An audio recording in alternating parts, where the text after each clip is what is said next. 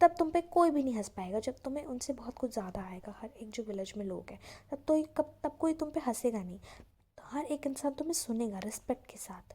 जब तुम बोल पाओगे बिना किसी स्लाइटेस्ट हल्के से भी स्टैमर के बिना, जब तुम बोल पाओगी ना, समझ में आया, तो वो उनसे बोलती अंडरस्टैंड, अब तुम घर जाओ और कल तुम जल्दी सुबह आना। Bholi felt as a suddenly all the bells बोलियन को ऐसा लगा कि जैसे जितनी भी बेल्स थी विलेज टेम्पल में, जो विलेज के टेम्पल्स थे उनमें जितनी भी बेल्स थी वो सब सारी एक साथ बज रही हैं। ठीक है, सारी बेल्स बजने लग गई हैं। ट्रीज़ जो स्कूल के सामने ही था वो पूरा खिल चुका है रेड फ्लावर्स से। उसका जो हार्ट था was throbbing with new hope and a new life. Thus the years passed, the village became a small town, the little primary school became a high school, there were now a cinema under a tin shed and a cotton ginning mill. The mail train began to stop at the railway station. One night after dinner, Ramlal said to his wife, "Then shall I accept Bhishma Bear's proposal?" तो यहाँ पे बोल रही है, अब जो भोली का जो दिल था यहाँ पे, वो बिल्कुल ऐसे जो धड़क रहा था, एक न्यू होप के साथ उसका दिल धड़क रहा था। और बहुत एक बिल्कुल ऐसा लग रहा था उसे कि एक न्यू होप जाग उठी थी उसके मन में, एक न्यू लाइफ उसके लिए स्टार्ट हो गई थी। जैसे ही ईयर्स पास हो रहे थे, एज द ईयर्स पास्ट, जैसे साल गुजरे, जो विलेज था वो एक स्मॉल टाउन बन गया था। जो लिटिल प्राइमरी स्कूल था वो एक हाई स्कूल बन चुका था। और जो वहाँ पे एक सिनेमा भी था, अब सिनेमा भी था एक विलेज में, अब सिनेमा भी खुल चुका था। सिनेमा एक टिन शेड कॉटन गिनिंग मिल के अंडर था, मतलब एक कॉटन गिनिंग मिल थी टिन शेडेड, उसके नीचे वहाँ पे उन्होंने एक सिनेमा बना रखा था। जो मेल ट्रेन थी वो भी उनके वाली, जो उनके विलेज का रेलवे स्टेशन है वहाँ पे स्टॉप होने लग गई थी। एक रात डिनर के बाद रामलाल ने अपनी वाइफ से बोला कि क्या मुझे भीष्म बेयर्स प्रपोजल को एक्सेप्ट कर लेना चाहिए। तो वो उसकी वाइफ बोलती है येस सर्टेनली, हाँ बिल्कुल।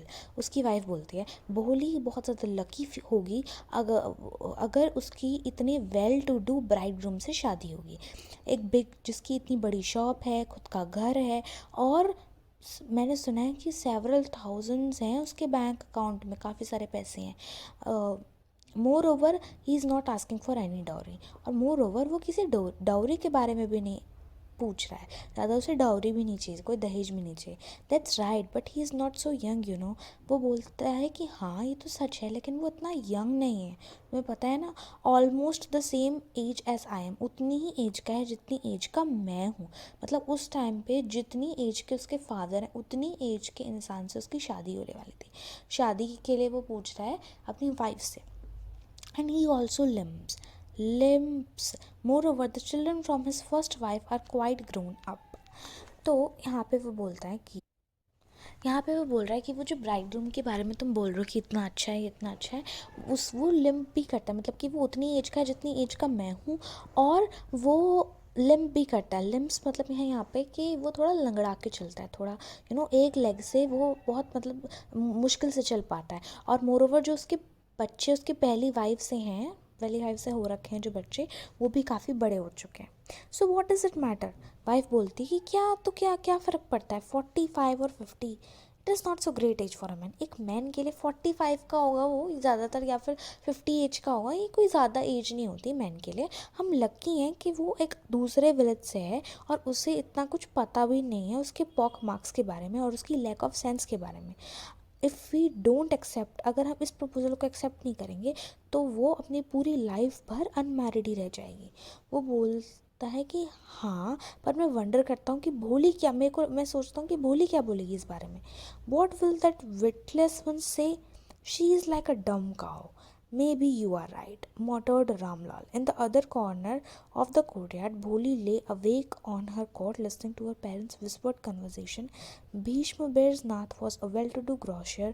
He came with a big party of friends and relations with him for the wedding. तो यहाँ पे उसकी खुद की मदर बोल रही हैं, यहाँ पे उसकी खुद की मदर बोल रही है कि वो जब बोलता है कि भोली क्या बोलेगी इस बारे में, उसका फादर से बोलता है, तो उसकी वाइफ बोलती है कि वो विटलेस क्या बोलेगी, वो इडियट क्या बोलेगी इसके बारे में, वो तो एक डम काऊ की तरह है।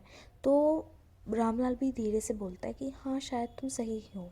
और एक जो कोर्टयार्ड का एक दूसरे कॉर्नर से भोली एक उसके बेड पे, उसकी कॉट पे, उसकी चारपाई पे, वो वहाँ पे ऐसे ही मतलब लेट रखी थी लेकिन वो जगी भी थी, और वो अपने पेरेंट्स की जो विस्पर्ड कॉन्वर्जेशन थी उसकी पूरी कॉन्वर्जेशन को उसने सुन रही थी। भोली। भीष्म बैरनाथ जो था वो एक वेल टू डू ग्रॉशर था, ग्रॉसरीज वगैरह वो बेचता था, और वो एक बिग पार्टी ऑफ फ्रेंड्स के साथ आया था एंड रिलेशंस बहुत सारे लोगों के साथ वो आया था वेडिंग के लिए। एक brass band playing a popular tune from an Indian film, एक ब्रास बैंड भी था उनका जिसमें पॉपुलर ट्यून उन्होंने बजा रखी थी इंडियन फिल्म की, headed the procession with the bridegroom riding a decorated horse, और जो ब्राइड ग्रूम था वो एक डेकोरेटेड हॉर्स पे राइड करते हुए आ रहा था। Ramlal was overjoyed to see such pomp and splendor. He had never dreamed that his fourth daughter would have such a grand wedding.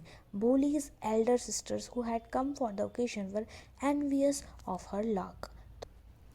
तो यहाँ पे जो वो वेडिंग के लिए जो भीष्म बेरनाथ था वो उतने सारे लोगों के साथ आ रहा था, और एक जो ब्रास बैंड जो था उनका जो बजाते हुए वहाँ पे एक पॉपुलर ट्यून बज रही थी इंडियन फिल्म की, जैसे मैंने आपको बताया, और वो जो बैंड बज रहा था उसके पीछे पीछे बाकी सारे लोग आ रहे थे, बाकी सारे बाराती आ रहे थे नाचते हुए, with the bridegroom riding A decorated horse, और एक ब्राइड ग्रूम एक डेकोरेटेड हॉर्स पे जो था हमारा वो एक हॉर्स पे वो राइड करते हुए आ रहा था। रामलाल बहुत ज़्यादा ओवरजॉय था इतना पॉम्प और स्प्लेंडर देख के, मतलब इतना वैभव, इतनी तड़क भड़क, इतना शोर, इतना मतलब इतना ठाट बाट, मतलब उसने खुद कभी नहीं सोचा था कि इतनी अच्छी घर में उसकी भोली की शादी हो रही होगी, इतनी इतनी तड़क भड़क से, इतने खुशी से, इतने इतने वैभव से, इतना इतना तड़क भड़क देख के, इतनी खुशहाली देख के, इतना कुछ बैंड बाजा ये सब कुछ देख के वो जो रामलाल होता है वो बहुत ज़्यादा खुश हो जाता है, क्योंकि उसने कभी ड्रीम भी नहीं किया था कि उसकी 4 डॉटर की इतनी ग्रैंड वेडिंग होगी, इतना ग्रैंड वहाँ पे सब कुछ हो रखा था।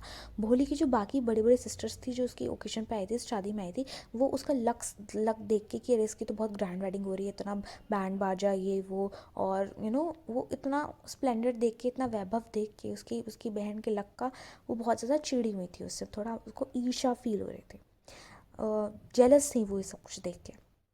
जब ऑस्पिशियस मोमेंट आया, वो जब auspicious when the auspicious moment came the priest said bring the bride, वो ऑस्पिशियस मोमेंट भी जब पंडित जी ने बोला कि ब्राइड को लेके आओ। Bholi, clad in a red silken bridal dress, was led to the bride's place near the sacred fire, garlanding the bride. One of his friends prompted Bhishma Bernath. The bridegroom lifted the garland of yellow marigolds. तो यहाँ पे जो बोली थी उसने एक red silken bridal dress, यानी कि रेड सिल्क की एक ब्राइडल ड्रेस उसने पहन रखी थी, और वो क्लैड का मतलब है यहाँ पे कि उसने घूंघट ले रखा था, रेड सिल्कन ब्राइडल ड्रेस में घूंघट उसने ले रखा था, और वो ब्राइड के प्लेस पे बिठाया उसको सैक्रेड फायर के पास, और तब पंडित जी बोलते हैं कि ब्राइड को वरमाला चढ़ाओ, garland the bride. One of his friends, जितने भी उसके फ्रेंड्स थे वो सब भीष्म वीरनाथ को प्रॉम्प्ट कर रहे थे, अरे चढ़ाओ ये वो करके, और वो उसको वो गार्लैंड दिया, ब्राइडग्रूम ने गार्लैंड येलो मैरीगोल्ड का जो गार्लैंड था, येलो मैरीगोल्ड फ्लावर्स से जो बना हुआ गार्लैंड था उसको लिफ्ट करा, और एक women slipped back the silken well from the brides face, एक वुमेन ने गलती से उसके ब्राइडल ड्रेस पे चढ़ी, और जिस वजह से उसके स्लिप गलती से उसका जो सिल्कन वेल था जो उसने घूंघट ले रखा था ब्राइड के फेस से, वो हल्का सा खिसक गया, हल्का सा वो खिसका। भीष्म बेर टुक अ क्विक ग्लांस, भीष्म बेर ने जल्दी से उसको एक क्विक ग्लांस दिया, देखा एकदम से जो गार्लैंड था वो उसके हाथ में, the garland remained poised in his hands. The bride slowly pulled down the veil over her face. Have you seen her? Said Bhishma Bear to the friend next to him. She has pock marks on her face. So what? You are not young either, maybe, but if I am not to marry her, her father must give me. I am to marry her, her father must give me 5,000 rupees. Ramlal went and placed his turban, his honor, at Bhishma Bear's feet. Do not humiliate me so. Take 2,000 rupees, no 5,000, or we go back. Keep your daughter. Be a little considerate, please. If you go back, I can never show my face in the village. Then out with 5,000. Tears streaming down his face, Ramlal went and opened the safe and counted out the notes. He placed the bundle at the bridegroom's यहाँ पे जैसे ही वो जो उसका पल्लू होता है वो हल्का सा खिसकता है, जो बीच में बेर होता है वो एक क्विक ग्लांस लेता है, एक हल्की सी झलक देखता है, और उतने में ही जो ब्राइड होती है वो फिर से अपना यानी भोली अपना घूंघट वापस धीरे से अपना नीचे पुल डाउन कर लेते हैं, उसको वापस नीचे कर देते हैं, जैसे वो थोड़ा ऊपर हो गया था उसका घूंघट। तो एकदम से जो कोई ग्लांस जो भीष्म बेर देखता है, भीष्म बेर अपने फ्रेंड को बोलता है जो उसके साइड में खड़ा होता है, क्या तुमने उसे देखा, उसके पॉक मार्क्स हैं फेस पे। तो वो बोलता है उसका फ्रेंड, तो क्या हुआ, तुम भी कुछ खास यंग नहीं हो, अगर उसके पॉक मार्क्स हैं तो क्या हो गया, तुम कौन से यंग हो, may be, but if I, हाँ शायद, पर अगर मैं उससे शादी करूँगा तो उसके फादर को मुझे 5,000 रुपये देने होंगे। तो वो वहाँ पे पूरा चिल्ला चिल्ला के ये सारी बातें वहाँ पे बोल रहा होता है। फिर रामलाल ये सब कुछ सुनता हुआ रामलाल वहाँ पे जाता है और अपने अपनी पगड़ी को, अपने टर्बन को अपने सर से उतार के उसके अपने उसके भीष्म बेर के पैरों के पास रख देता है, यानी अपनी पगड़ी को मतलब अपने ऑनर को बकायदा उसके पैरों के पास रख देता है, और बोलता है रामलाल कि प्लीज़ मुझे ऐसे आप ह्यूमिलिएट मत कीजिए, इंसल्ट मत कीजिए, आप 2,000 रुपये लीजिए। तो उसने बोला नहीं, मुझे 5,000 रुपये ही चाहिए, वरना हम सब वापस चले जाएंगे, अपनी डॉटर को अपने पास ही रखो। तो वो बोलता है कि प्लीज़ थोड़ा तो कंसिडरेट बनिए, थोड़ा तो समझिए, अगर आप चले जाओगे तो मैं अपना फेस पूरे विलेज में किसी को दिखा नहीं पाऊँगा। तो वो बोलता है कि देन आउट विथ 5,000, तो लेके आओ ना 5,000। तो tears streaming down his face, tears उसकी आंखों से बहे जा रहे थे, बहे जा रहे थे। रामलाल वहाँ पे जाता है अंदर और सेफ में से काउंट करता है नोट्स को, और उसके पूरे के पूरे नोट के बंडल को उसके ब्राइडग्रूम के पैरों पे रख देता है। On Bhishma Bear's greedy face appeared a triumphant smile. He had gambled and won. Give me the garland, he announced. Once again, the veil was slipped back from the bride's face, but this time her eyes were not downcast. She was looking up, looking straight at her prospective husband, and in her eyes there was neither anger nor hate, only cold contempt. Bhishma raised the garland to place it around the bride's neck, but before he could do so, Bholi's hand struck out like a streak of lightning, and the garland was flung into the fire. He got up and threw away the veil. तो यहाँ पे क्या होता है कि उसको पैसे उसको मिल चुके थे रामलाल को।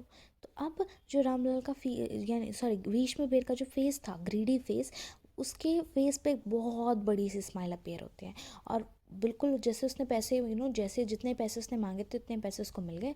तो तब अब वो बोलता है कि मुझे गार्लैंड दिया जाए, उसने अनाउंस किया, और वंस अगेन जो ब्राइड का फेस से जो घूंघट था वो फिर से स्लिप बैक होता है, ऊपर को उठता है, पर इस टाइम जो उसकी आइज़ थी वो नीचे नहीं थी, वो ऊपर थी, वो डाउनकास्ट नहीं थी, वो उसको देख रही थी, बिल्कुल उसके प्रोस्पेक्टिव हस्बैंड की तरफ। प्रोस्पेक्टिव हस्बैंड का मतलब यहाँ पे होने वाले हस्बैंड, लाइकली टू बी, मतलब होने वाले हस्बैंड की तरफ उसकी आंखें थी, और उसकी जो आइज़ थे उसमें ना ही एंगर था, ना ही गुस्सा नहीं था, हेट नहीं था, सिर्फ कोल्ड कंटेम्प्ट था। कोल्ड कंटेम्प्ट मतलब intense feeling of disrespect, dislike for someone, बहुत ज़्यादा डिसलाइक की फीलिंग, इंटेंस डिसलाइक की फीलिंग उसके मन में आ रही थी उसके हस्बैंड के लिए। और भीष्म बेर ने एकदम से अपना गार्लैंड जो गार्लैंड होता है उसे उठाता है, और वो जैसे ही उसके ब्राइड के नेक के आसपास उसको रखने वाला था, उतने में ही क्या होता है, but before he could do so, वो ऐसा कर ही पाता, उतने में भोली का जो हाथ है वो बिल्कुल एक स्ट्रीक ऑफ लाइटिंग की तरह, बिल्कुल जैसे एक थंडर, जैसे बिजली कड़कती है, राइट, बिल्कुल बिल्कुल वैसे ही उसका हाथ एकदम से बाहर आता है, और वो गार्लैंड को वहाँ जो उसको वो चढ़ाना, जो उसको वो गले पे वो उसको डालने वाला था, वो गार्लैंड को, उस गार्लैंड को वहाँ से अपने हाथ से उसको वो रोकती है, और बाहर को एकदम से ऐसे एक स्ट्रीक ऑफ लाइटिंग की तरह उसको फेंकती है। उतने में गार्लैंड जो फायर के ऊपर गिरता हुआ जाता है वो एकदम से खड़ी हो जाती है, और अपने पूरे के पूरे घूंघट को जो था वो भी उतार के फेंक देती है, और फिर बोलती है पिताजी, said Bholi in a clear loud voice. Her father, mother, sisters, brothers, relations and neighbours were startled to hear her speak without even the slightest stammers. पिताजी, take back your money, I am not going to marry this man. तो यहाँ पे क्या हो रहा है कि भोली बोल रही है कि भीष्म भी रेस्ट द गार्लैंड। तो पिता भोली बोलती है पिताजी, बहुत ज़ोर से वो बोलते हैं पिताजी, एक क्लियर लाउड वॉइस में। जो उसका पापा होते हैं, उसकी मदर होती है, उसके सिस्टर्स होते हैं, ब्रदर्स होते हैं, रिलेशंस में जितने भी आए हुए होते हैं, और जितने भी नेबर्स वगैरह होते हैं, वो सब ये सब कुछ ये सुन के उसको बिना किसी स्टैमर के, बिना किसी, वो हल्का सा भी हकला नहीं रही, और इतनी आसानी से इतना तेज़ वो कैसे चिल्ला सकती है। वो तो सब तो उसे डम कहा समझते थे, तो सब ये सुन के इतना शॉक हो गए थे। और फिर वो बोलती है पिताजी, अपने पैसों को वापस लीजिए, मैं इस इंसान से शादी बिल्कुल भी नहीं करने वाली हूँ। तो यहाँ पे भोली ऐसा बोलती है। यहाँ पे देखिए, Ramlal was thunderstruck. The guests began to whisper, "So shameless, so ugly and so shameless." Ramlal तो मतलब ये देख के उसे से सदमा सा लग गया था, बिल्कुल जैसे बिजली उसके ऊपर ही आके गिर गई वैसे। वो बिल्कुल ऐसा शॉकिंग, इतना ज़्यादा शॉक था, इतना वो आश्चर्यचकित हो गया था। और जो गेस्ट थे वो सब विस्पर करने लग गए थे, कितनी शेमलेस है, कितनी अगली है, कितनी बुरी दिखती है, और कितनी शेमलेस है, कितनी शेमलेस है। बोली बोलती, "आर यू क्रेजी?" नहीं, रामलाल चिल्लाते हुए बोलता है, भोली क्या तुम पागल हो गई हो? You want to disgrace your family? क्या तुम अपने पूरे के पूरे फैमिली को डिस्ग्रेस करना चाहती हो? कुछ तो रिगार्ड रखो, हैव सम रिगार्ड फॉर अर इज्जत। हमारी इज्जत के लिए थोड़ा तो थोड़ा तो सहज बनो, थोड़ा तो अपना इज्जत के लिए कुछ। तुम ऐसे कैसे, बिल्कुल ऐसे हमारी पूरी फैमिली डिस्ग्रेस हो जाएगी, तुम ऐसे कैसे बोल सकती हो? ऐसा क्या क्या ऐसे क्यों कर रही हो तुम? हमारी इज्जत का थोड़ा तो लाज रखो, for the sake of our इज्जत, हमारी इज्जत के लिए। भोली बोल रहे होते, हमारी इज्जत के लिए ही मैं इस लेम ओल्ड मैन से शादी करने के लिए तैयार हो गई थी। But I will not have such a mean greedy and contemptible coward as my husband. I want. What a shameless girl. We all thought she was a harmless dumb cow. Boli turned violently on the old woman. Yes, auntie, you are right. You all thought I was a dumb driven cow. That's why you wanted to hand me over to this heartless creature. But now the dumb cow, the stammering fool, is speaking. Do you want to hear more? Bhishma Bednath, the grocer, started to go back with his party. The confused bandsman thought this was the end of the ceremony and struck up a closing song. Ramlal stood rooted to the ground, his head bowed low with the weight of grief and shame. The flames of the scarred fire slowly died down. Everyone was gone. Ramlal turned to Bholi and said, "But what about you? No one will ever uh, marry you now. What shall we do with you?" And Sulekha said in a voice that was calm and steady, "Don't you worry, Pitaji. In your old age, I will serve you. And mother, I will teach in the same school where I learnt so much. Isn't that right, ma'am?" तो सबने Ramlal was thunder. तो क्या होता है यहाँ पे कि I will not have such a mean, मैं ऐसे मीन, ग्रीडी और कंटेम्प्टेबल कॉवर्ड को अपने हस्बैंड के रूप में कभी भी, मैंने मान लिया था आपकी इज्जत के लिए, लेकिन अब मैं ऐसे मीन, ग्रीडी और कंटेम्प्टेबल का मतलब है यहाँ पे जिसको मतलब रंश मात्र भी इज्जत जो डिज़र्व नहीं करता, ऐसे क्वाड हस्बैंड को मैं बिल्कुल भी स्वीकार नहीं करूँगी। बिल्कुल भी नहीं, बिल्कुल भी नहीं, बिल्कुल भी नहीं। I want. कितनी शेमलेस गर्ल है ये। हम सब ने सोचा था कि ये एक हार्मलेस डम काऊ है। डम काऊ मतलब ये गूंगी काऊ है, डम्प है, मतलब बोलना इसको आता नहीं है, तो ये डम्प है। बोली टोन्ड वायलेंटली, और एकदम से वो टर्न करती है और बहुत तेज़ी से चिल्लाती है ऑन द ओल्ड वुमन जो ये सब कुछ बोल रही थी कि हाँ आंटी, आप बिल्कुल राइट हो। आप सब ने सोचा कि मैं एक डम ड्राइवन काऊ हूँ, मतलब एक काऊ की तरह हूँ और बिल्कुल डम्प हूँ, दैट्स वाई। तभी इस वजह से आप लोग चाहते थे कि मैं, आप मुझे इस हार्टलेस क्रिएचर को हैंड ओवर करना चाहते थे, इस हार्टलेस क्रिएचर को देना चाहते थे। पर अब ये जो डम काऊ है, जो स्टैमरिंग फूल है, जो इतना हल्का के बोलती है, कैसी फूल बोल रही है, क्या तो आप और सुनना चाहोगे? भीष्म बेटनाथ जो ग्रोशर था वो वहाँ से जाने लगता है अपनी पार्टी के साथ, और जो कन्फ्यूज्ड ब्रांड्समैन होता है ना, कन्फ्यूज्ड बैंड्समैन जो होता है वहाँ पे, जो पूरा बैंड को पूरा संचालित कर रहा था, वो कन्फ्यूज्ड बैंड्समैन सोचता है कि ये सेरेमनी का एंड है, और वो क्लोजिंग सॉन्ग बजाने लग जाता है। रामलाल तो स्टूड रूटेड टू द, वो बिल्कुल ग्राउंड पे ऐसे खड़ा हो गया था, बिल्कुल ऐसे वो वहाँ पे जम्स आ गया था, मतलब इतने शौक, इतने इमोशन के साथ। तो उसके मन के अंदर इतना शेमलेस थी, इतना वो था कि ये क्या हो रहा है, वो बिल्कुल इतना शौक था कि वो ग्राउंड पे ऐसे खड़ा का खड़ा ही रहा।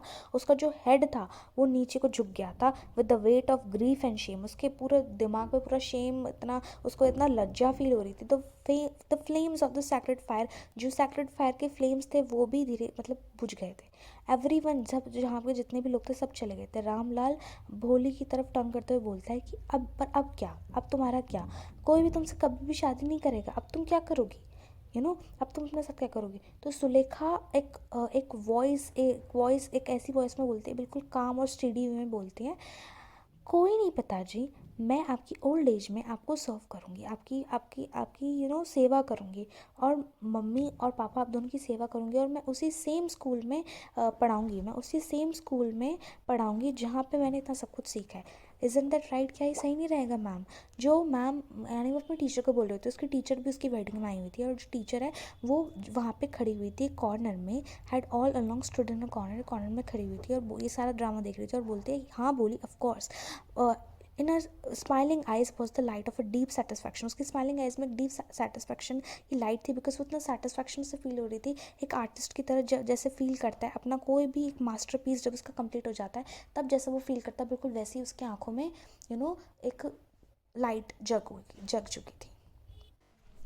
उसके मन में एक सेटिस्फेक्शन था, बिकॉज जिस भोली को उसने इतना स्टैमर करते हुए देखा था, आज वो उसको इतना लाउड, इतना तेज़ चिल्लाते हुए बोल रही थी, इतना लाउड अपने लिए खड़े होते हुए देख रही थी, तो उसके मन में जो सेटिस्फेक्शन की भावना थी वो उसकी आंखों में झलक रही थी। तो here our chapter ends. I hope you like this chapter, I hope you liked the bravery of our Bholi. I hope you liked the journey of our Bholi. So don't forget to like this video, don't forget to share my channel.